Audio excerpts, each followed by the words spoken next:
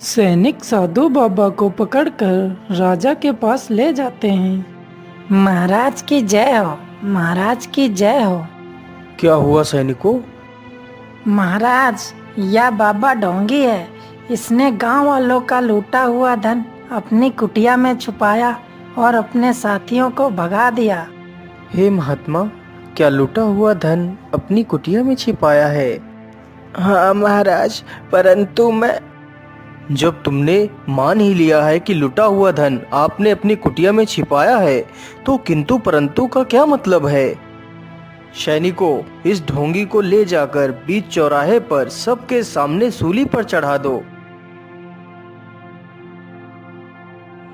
सैनिक साधु बाबा को सूली पर चढ़ा देते हैं। साधु बाबा सूली के ऊपर बैठकर ओम ओम का जाप करने लगते हैं।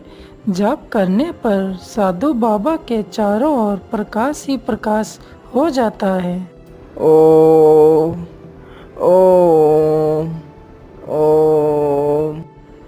उधर वह राजा और मंत्री राजमहल पहुंच जाते हैं। महाराज, ये आपने क्या किया? एक निर्दोष साधु बाबा को दंड दे दिया। फिर राजा सारी कहानी राजा वीर प्रताप को बता देता है।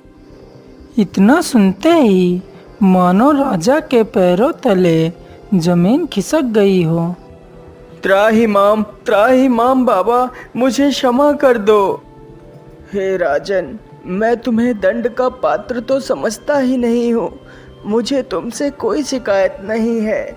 मैं धर्मराज से इस अधर्म का कारण पूछूंगा।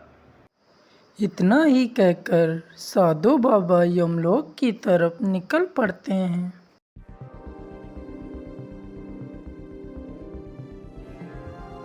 क्या हुआ रिसीवर, आप इतना क्रोधित क्यों हैं? हे धर्मराज, ये आपने क्या किया? धर्मराज, मैं इस अधर्म के बारे में आपसे पूछ रहा हूँ। मैंने तो अपने जीवन में कोई पाप नहीं किया। रिसीवर, आप भूल रहे हैं, जब आप 7 वर्ष के थे तब आप भंभीरी नाम के जीव को पकड़कर उसके पीछे घास का तिनका घुसाड़ दिया करते थे। ये उसी पाप का फल है। परंतु धर्मराज, आप ये भूल गए कि 1 वर्ष से लेकर 12 वर्ष तक कोई भी बालक किसी भी अपराध का दोषी नहीं होता है। हे रिसीवर, मुझे क्षमा कर दो। धर्मराज, तुमने मुझे अकारण दंड दिया है।